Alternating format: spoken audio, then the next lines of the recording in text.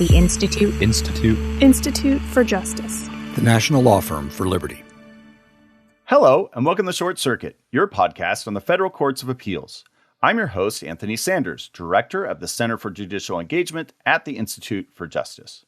We're recording this on Friday, March 11th, 2022.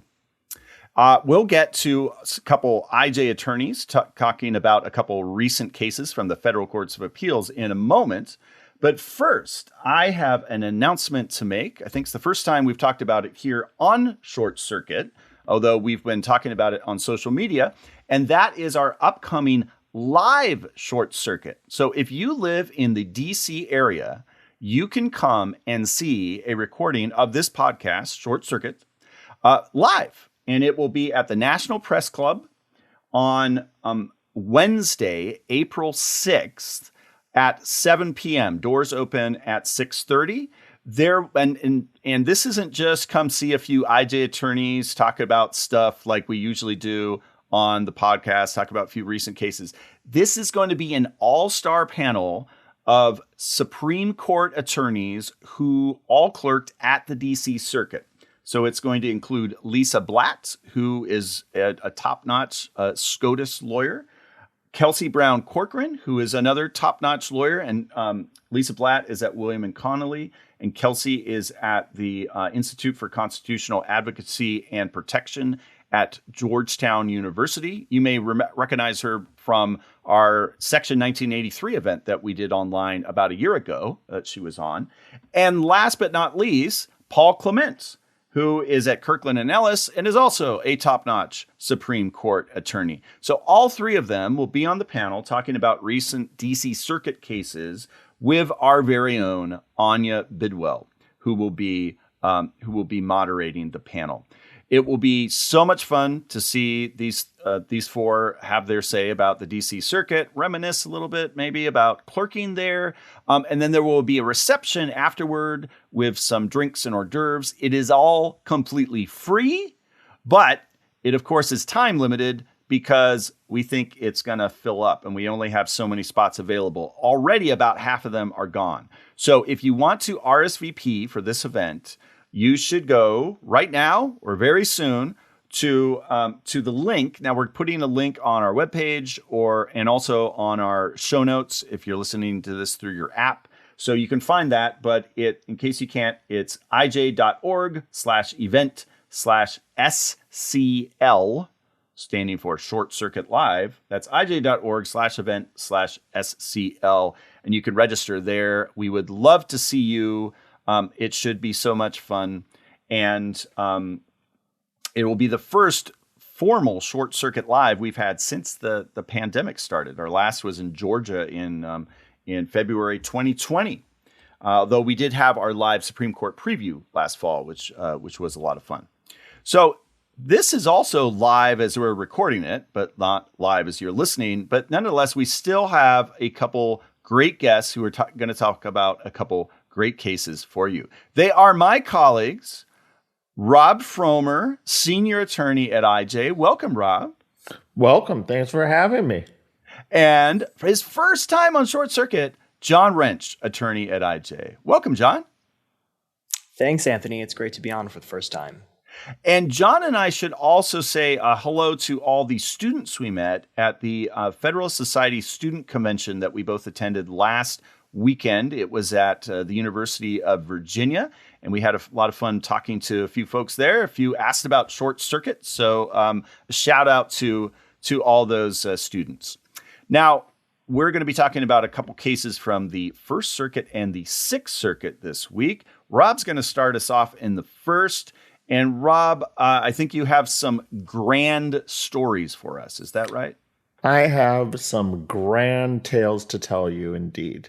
And my case is about, as you all might have guessed, grand juries. Now, grand juries are ancient creatures of the law. They first came up in the wake of Magna Carta, so like centuries ago. And the idea behind a grand jury is that it's regular citizens who hear evidence to decide whether the government can prosecute someone for a crime. Now, despite their name, grand juries really aren't creatures of the court like the same way like petit juries are. A petit jury, if anybody's watched the movie 12 Angry Men, that's the people who actually decide whether you're guilty of an offense. So the grand jury we're talking about today was one that 50 years ago investigated the so-called Pentagon Papers leak. Now, for those who don't recall, this is in both the New York Times and Washington Post, there appeared this expose of stories detailing like strategic failures in the Vietnam War. And the government desperately tried to keep these from coming out. They even went to the Supreme Court to try to enjoin the release of this information. They obviously failed in doing that. But they were still upset about this information coming out. And so they started to want to try to punish the people who were involved. So they convened a grand jury to start investigating. And the grand jury subpoenaed a gentleman named Samuel Popkin. And now this is a person who had crossed paths with the Pentagon's Papers leaker, Daniel Ellsberg, in Vietnam. Now, when Popkin got to the grand jury, though, he refused to testify about some matters and was held in civil contempt. Ultimately, he ended up spending 8 days in jail. But the grand jury didn't get what they wanted. It ended up getting discharged. The jury got discharged without hearing any more testimony from Popkin. Now, let's fast forward to today. Decades later, there's this Harvard researcher and historian named Jill Lepore. She wanted to learn more about Mr. Popkin's experience. So she submitted a FOIA request for the grand jury records, but the National Archives denied her request, citing grand jury secrecy. Now, that's not surprising, given that one of the key hallmarks of grand jury proceedings is that they're supposed to be secret. But of course, Congress has created some rules that allow courts to disclose parts of grand jury proceedings in certain circumstances. So Lepore wasn't, giving up, though. She sued the federal government, saying the court should order disclosure of the grand jury records. And the district court noted that the rules Congress laid out didn't expressly permit disclosure on the grounds that the documents were historically significant, but it decided that in circumstances when the rules are silent, courts possess what we call inherent authority to release grand jury records. So it ordered disclosure of the records based on that inherent authority, and in recognition of the fact that one of the rules says that, quote, records, orders, and subpoenas relating to grand jury proceedings must be kept under seal to the extent and as long as necessary to prevent the unauthorized disclosure of a matter occurring before a grand jury. So the restriction there says that things must be kept under seal. And the district court took that as saying, well, since that grand jury proceeding is over, I guess I don't need to keep it under seal. Now, obviously, the government didn't like this result, and so it appealed to the First Circuit. And the First Circuit reversed. Now, the panel at the First Circuit, they first looked at that set of rules of criminal procedure that Congress laid out for when grand jury materials can be released. And it concluded that none of those rules authorize disclosure of grand jury materials in a situation like this, where really the only claim is that they're historically significant. And remember that language I just quoted to you, the district court thought it allowed it to release the records, but the panel thought that that language didn't somehow implicitly authorize their disclosure once the matter before the grand jury concluded. Well, then the court said, okay, so we can't do this under the rules. Can we do this? Could the court do this under its inherent authority? And it turns out there's actually a pretty big circuit split on this issue. The Second and Seventh Circuit said courts have power to release documents, grand jury documents, under their inherent authority, even when it's not expressly authorized by the rules.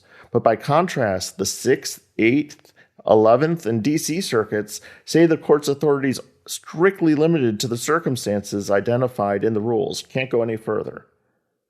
So, looks like the First Circuit's going to be weighing in on deepening a pretty big split, huh?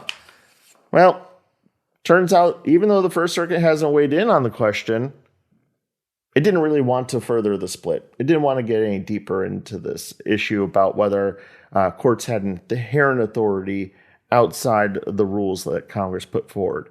And so what it said is, even assuming that there is some sort of inherent authority out there, would it allow the release of grand jury materials in this circumstance when it's just the allegation is just that this is historically significant and obviously they're 50 years old? And to that question, the panel said no. Said both the rules and the cases that talk about grand jury secrecy before Congress even passed the rules said that the whole point of releasing was to, quote, protect legal proceedings and judgments and to help with the, quote, court's fair administration of justice. Now, I like knowing stuff as much as the next guy, but, getting history doesn't do either of those things. And so the court said, even if that might be desirable, the panel said, well, even if that's desirable, that's not really for a single district court judge to decide. That should be something that's either better suited to Congress or to the Rules Committee that makes the federal rules of criminal procedure.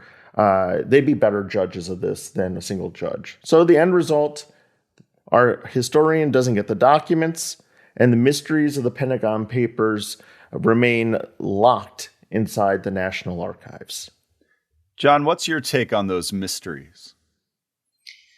Yeah, so it was interesting reading this and hearing the court think through, how important does a particular historical question need to be?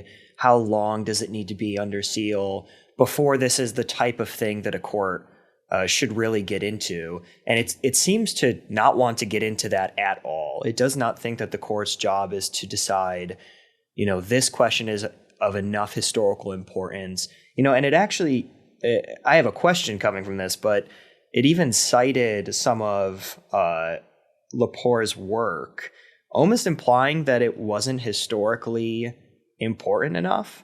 It's one of them is a National Book Award finalist about Benjamin Franklin's younger sister, and the other one is about is I think an article that says that people should be telling the story of ordinary people, and so the court thinks that doesn't seem to be important enough. And I'm just wondering what you think, Rob, about how important a historical issue would need to be, do you think, for either a court to weigh in on it or for, this law to be changed as a policy matter? How important would the historical question need to be? Well, I think the First Circuit here is pretty clearly saying that it doesn't matter how important it is. It ain't for one judge to decide. Like that, your inherent authority doesn't make you the sole arbiter of what grand jury materials can go out there into the world. And I can understand that position as much as, I like knowing the past. I think it helps inform the future. You really don't. I agree with the court that having one judge be in the position of deciding whether for him or herself this is important enough to go forward is probably not the correct approach. I mean, but I think what it does suggest here, and the court noted this, that in other instances, Congress had explicitly allowed the release of grand jury materials, would actually pass legislation to allow the release of materials in certain cases. Like I believe the JFK assassination was one of them. And I think that's probably where the inquiry should lie. Before Congress or before the Rules Committee, which is a number of experts that come together to advise Congress about rule changes. And so I get that there are things that are important. I get there are things that that everyone wants to see. But at the end of the day, I think that ultimately it's going to be a question for Congress and not for any. I don't see any individual court taking a contrary position. Yeah, it is interesting because it seems like if that is the correct way to resolve this, it does put the government in a position of deciding what types of events are historically important enough that the public gets to know about them earlier than a certain date. Yeah, it definitely does. I think, Rob, what you're saying has a lot to it. And I tend to think that the textual, the analysis in this case on what the rule actually means is probably right. Although I'd have to think more about it. But in terms of putting, if say the rule was changed and it was up to the judge's discretion in a lot more open way, I mean, the judges already have individual discretion about releasing all kinds of things, right? Like if you have a case where stuff was put under seal through, say, a protective order, and then you try to get it open, that's a judges rule on that kind of thing all the time. And this is, something that happened 60 years ago. It doesn't seem like it really has much to do with national security now. I mean, it doesn't seem like that really was a part of the analysis, that, any American soldiers are going to be shot because this comes out now. Why wouldn't it be weird? Why would it be weird for a judge to rule on that, just as they rule on other kinds of, materials being released? Well, I think the difference here is that when the rules, because I think it's ultimately a question of the court's authority and what the court is, the range of activities the court can undertake. Like when you point out here that the judges can release materials that have been under seal, when they do that, you go back and look why. It's again going back to the idea of the fair administration of justice, the idea that allowing the public to see this will help justice be done in this case, will help ensure the respect for this proceeding or particular matter in dispute. And so I think in those situations, what you're talking about is much closer to what the rules are actually contemplating.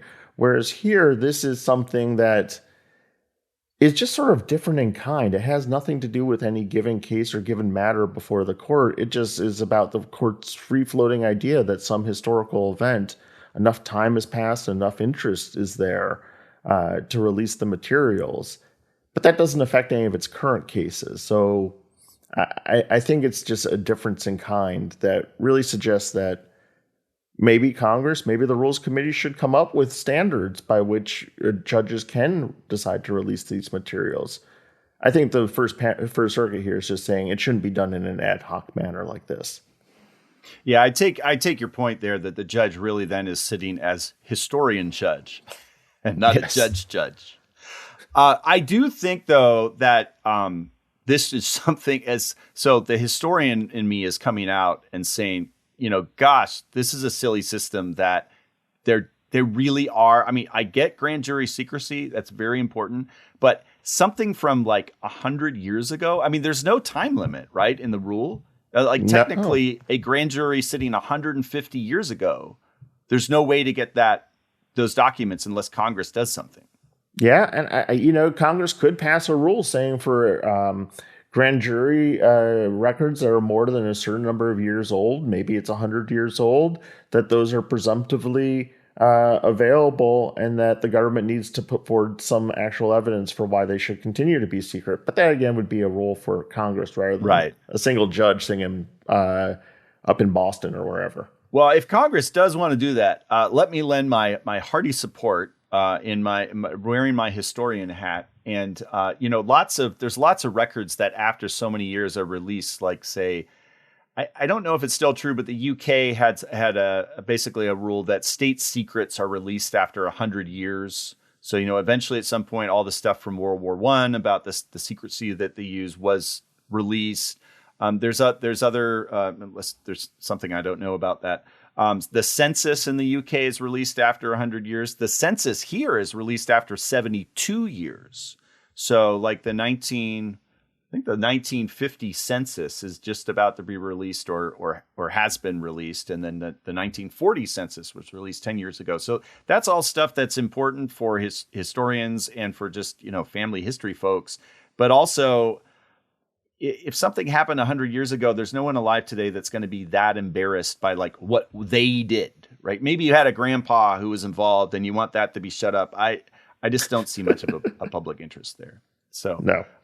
The funny thing is that our last Short Circuit Live in September 2020, we talked about one of the cases that this court cited. Our friend Eric Segal actually presented that case. It was Pitch versus United States.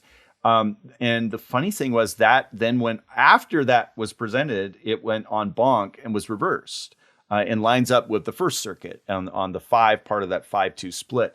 So this case very well could be making it to the Supreme Court with that circuit split, or maybe the court's just going to let it hasn't taken other cases like Pitch that have tried to go up. So maybe it'll just let sleeping dogs lie. But hopefully in the end, Congress can sort this out. Yeah, I was wondering what you all thought of, if this went to the Supreme Court, do you think a handful of the Supreme Court justices would agree that courts aren't competent to weigh the importance of history? I mean, aren't there a handful of judges on the Supreme Court that regularly weigh history and make determinations and not based off of something 60 years ago even? And so this does seem like it raises those questions a little bit. Yeah, but courts always like to be able to kick the ball to someone else. I think that's a more powerful instinct here. Get it off my plate. I think what maybe you're saying, John, is like the originalists on the court, with all the emphasis on history, you have an original and kind of like this idea of getting access to these historical documents. But there's a tension there because those same people are very textualists, or they say they are.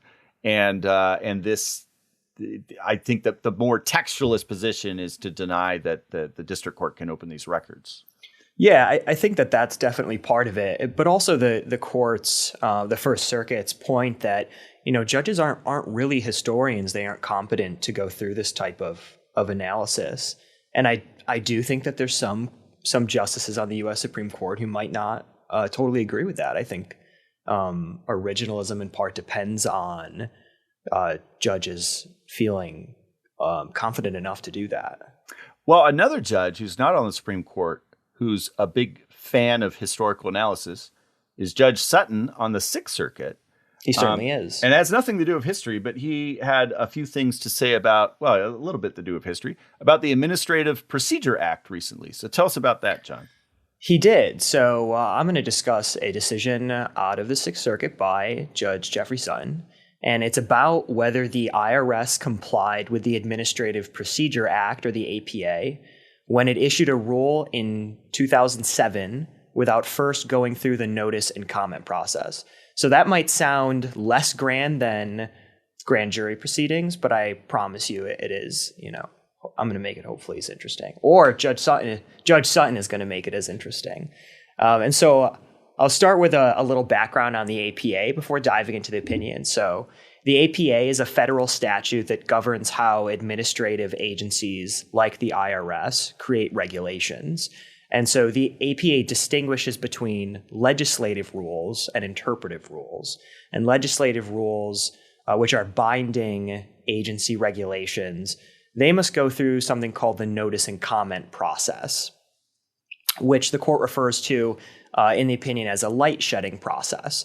And to comply with that requirement, agencies must normally, and this is a good quote from the court, they must publish a notice about the proposed rule, allow the public to comment on the rule, and after considering the comments, make appropriate changes and include in the final rule a concise general statement of its contents.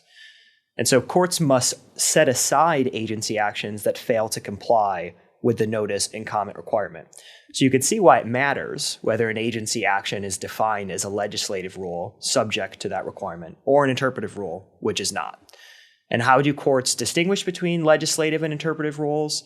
On page 5 of the opinion, there's this really helpful paragraph. So this is a quote from the court. Legislative rules have the force and effect of law. Interpretive rules do not. Legislative rules impose new rights or duties and change the legal status of regulated parties. Interpretive rules articulate what an agency thinks a statute means or remind parties of pre-existing duties. When rulemaking carries out an express delegation of duties from Congress to an agency, it usually leads to legislative rules. Interpretive rules merely clarify the requirements that Congress has already put in place. So now to the IRS. The IRS is authorized to penalize anyone who fails to provide information concerning what are called listed transactions.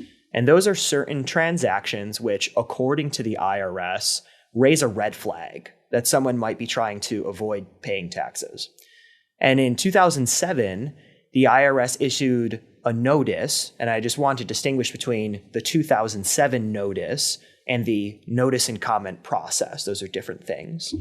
But the IRS issued a notice in 2007 without going through notice and comment that designated a type of listed transaction. And the type of listed transaction is called certain employee benefit plans featuring cash value life insurance policies. Now, that's a bit of a mouthful, and I am not a tax attorney. The important thing, every listener just yawned throughout the world.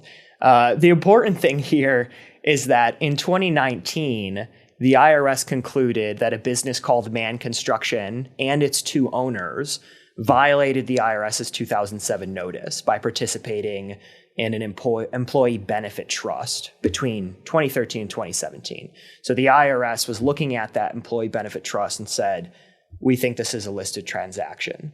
And so the IRS penalized the business $10,000 and the owners more than $16,000. Both the owners and the business paid the penalties, but they sought refunds on the ground that the 2007 notice was invalid because the IRS failed to go through notice and comment. So as I mentioned before, not all agency rules have to go through notice and comment. So the first question for the Sixth Circuit was whether the IRS's 2007 notice designating the relevant listed transaction was a legislative rule or an interpretive rule. And so the court concludes that the 2007 notice is in fact a legislative rule that needed to go through notice and comment. And the court really has two main reasons for that. The first is that failing to comply with the 2007 notice comes with a risk of penalties and criminal sanctions. And the court notes that plaintiffs only had a duty to report listed transactions like this one after the 2007 notice was issued, and that the risk of penalties and criminal sanctions is a major characteristic of legislative rules. The second reason is that Congress delegated to the IRS the authority to identify particular transactions that carry the risk of tax abuse. And that's exactly what the 2007 notice did. This wasn't merely an interpretive rule in which the IRS was kind of thinking out loud about what listed transactions might mean. Rather, the court held that the 2007 notice was an exercise of delegated authority, and this is the turn of phrase that the Sixth Circuit used, had the stripes and colors of a legislative rule. And I really liked that. And so the Sixth Circuit concludes this was a legislative rule. It needed to go through notice and comment. But the IRS still has one fallback argument. It says, okay, even if the 2007 notice is a legislative rule, Congress exempted the IRS from the notice and comment requirement. And so the court starts by recognizing that the baseline assumption for agency action is that it must go through notice and comment, but Congress has occasionally exempted agencies from that requirement in the past. And so Congress must make such exemptions expressly, but it can, quote, express any such intention either expressly or by implication. I want to read that. I want to read that line again. Congress can make such exemptions expressly, but it can express, this is the quote, express any such intention either expressly or by implication. So perhaps ironically, the court calls this the clarity imperative. I'm not sure whether the court was making a joke or just calling it what other courts have called it. But so the court is going to go through examples of, okay, how do we tell when Congress is exempting an agency from the notice and comment requirement? And so one example is when Congress creates agency procedures that explicitly deviate from or modify the baseline APA procedures. That's a more express example. You can look at the statute and you can see that Congress has done something completely different from the APA process. And so another example is when Congress creates agency procedures that are incompatible with the APA. And so that's a little bit more implied. That's a situation where you look at the process and there's no express statement that the APA is being modified, but they don't really fit together. And so that's an implied exemption. And so the court concludes that Congress did not exempt the IRS from the notice and comment requirement, and it relies on 3 reasons. So first, the court says that nothing in the statutory text indicates that Congress clearly departed from the APA's notice and comment requirement. And so here's the quote from the court. Potential inferences layered on top of conjectural implications do not suffice. The government, notably, has not identified any case in which Congress exempted an agency from the APA's requirements via such a winding and elaborate route. The second reason the court rejects this exemption argument is that the IRS argues that Congress impliedly ratified the agency's nonconformance with the APA. So what the IRS is saying is, well, we haven't been following the notice and comment requirement, and Congress really hasn't done anything about it. So it's ratified our noncompliance. And so the court responds to this by saying ratification can happen. There are some circumstances, but, quote, inaction on Capitol Hill is rarely suffices on its own to show a deviation from the APA. And so finally, the IRS raises some legislative history arguments, which don't really go over well. So the court dismisses those, saying, well, first, the IRS says, look, tax shelters are a problem. You know, a representative from the IRS has even gone to Congress to testify about this. And the court says tax law isn't special. For any tax law practitioners on the podcast, I don't think that was personal, but the court is definitely saying just because the agency is doing something that involves tax doesn't mean it gets carved out from the APA's normal processes. And so the U.S. Supreme Court has actually stated that it's, quote, not inclined to carve out an approach to administrative review good for tax law only. And then the court's second reason for rejecting this legislative history argument is it's not enough to show, it's never been enough to show that Congress has modified the APA's procedures. And so the court notes that legislative history, when it's taken into account, is meant to clear up ambiguity and not create it. And the court ends that rejection by saying congressional ambiguity does not a clear statement make.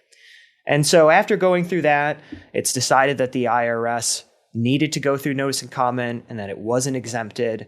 The court ends by stating, quote, any exceptions to the sturdy protections established by the APA's notice and comment requirements must come from Congress, not us, and not the IRS.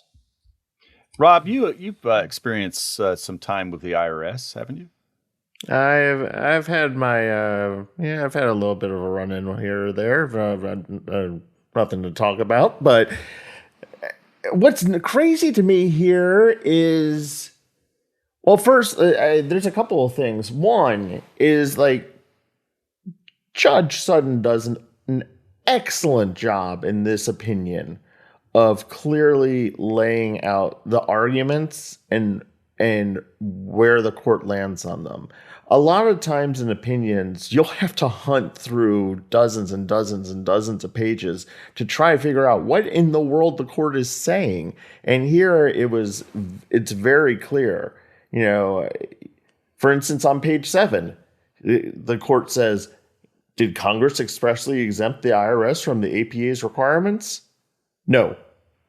It's very straightforward. Second, this is far more respectful to the IRS than I think that they had any right to deserve. This, by any lights, anyone who's taken an admin law course can tell that this was a legislative rule, because before the legislative rule, you couldn't get in trouble for doing what these guys did. No one could argue that, well, you should have known that. We were just clarifying things. I mean, it's just, it's a whole new rule. Right. Now, why do you think, John, why do you think the IRS, is it just that they are trying to just win this one particular case? Why do you think it is that they're trying to really push this interpretive rule rather than just simply go back to the drawing board, do notice and comment, and get this thing done right? Yeah, so I think that's a really interesting question, and I think it's wrapped up in, from the agency's perspective, the notice and comment process is, at least to some degree, a burden, right? I mean, if they don't have to go through notice and comment, someone at the agency can issue a interpretive rule. It doesn't require them to post it subject to the public's comments, and it doesn't require them to respond to those comments. It's I'm sure to the IRS, they would tell us it's a burdensome process. So I think that's one reason. I think that's the generous reason to say why an agency might want to use an interpretive rule rather than a legislative rule. I think another reason, and I'm not saying this just in the context of the IRS, but if you can get a court to accept that an interpretive rule, which didn't go through notice and comment, can bind parties despite that, that's just a much easier way to expand authority and to reach things that you might not be able to reach either through notice and comment or under the agency statutory authority. And so I think that's a less generous reading, but maybe some agency somewhere once has ever considered that, maybe. But I do think that could be a consideration. And so that I think that also answers the question of, like, why do you have the IRS in court? Which I agree with you, Rob. I think that this is pretty obviously a legislative rule, but the IRS has an interest in a court saying otherwise. I mean, like it said, it hasn't been complying with notice and comment in other areas for a while. And so much so that it thinks that Congress has ratified it. I mean, this is not an isolated incident, of course. The IRS or any federal agency issuing a rule that is really substantive, or whatever the terminology is, but it passes off as interpretive. And I wonder also if when this was issued in 2007, admin law was a little bit more loosey-goosey then, and maybe an agency wouldn't do this today, or maybe it's different. I mean, even deference now is not like it used to be, not as agency friendly like it used to be, at least considering some recent Supreme Court opinions. And so this might be something that's a little less common now, or it might be it has more incentive to do try this type of thing now. Well, I think one thing that we see, and I agree with you, this is really the IRS's attempt to get maximum power with minimum fuss, really. But we see this all over the place with government agencies, and it's just sort of their incentives, right? They want to be able to have the maximal degree of power with the minimal degree of burden. And so we see these kinds of shortcuts frequently, not just in the admin law area, but we see this in the law enforcement area with with search and seizure rules, for instance, where they'll try to create exception after exception to the warrant requirement. Why? Well, for the simple reason they want to be able to avoid the fuss of having to go get a warrant. But the reason I think that we've seen a difference in admin law, and also a little bit of a difference in search and seizure law, is that in the past 10 years, I think what we've seen is a growing recognition of courts that they really do sit there to check the government's homework, to make sure that the government is on its P's and Q's, because courts and judges are ultimately the bulwark of our rights. They're the ones who keep this gigantically powerful state from arbitrarily invading our lives, or in this case, taking tens of thousands of dollars from them. And you have to jump through those hoops. I think that is a lot of what's been going on in recent years. And to be honest, I hope it continues. Absolutely. And we will continue watching that continue on Short Circuit. I have to think that this role, I'm no Aben Law scholar. There's the number of folks we could have on here who probably know the numbers on this, but I got to think there are rules, all kinds of rules like this that are actually enforced, and they don't get challenged in court because they're not about tens of thousands of dollars. And these seem like fairly sophisticated businessmen who were involved in here. They had a construction company, but they knew enough to put this thing together, and they were going to lose a lot of money, and so they went to court. But there's probably all kinds of folks who don't go to court when something like this comes up. And in the search and seizure context, Rob, like you said, unless someone is actually prosecuted and has their stuff taken away, that usually doesn't get into court. So it's only the tip of the iceberg. I think we can all agree. Well, the tip of the iceberg in Short Circuit is this show that you're listening to today.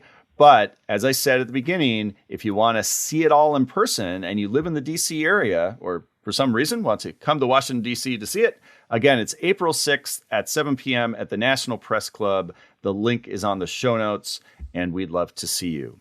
But before then, I want all of you to do something else, and that's get engaged.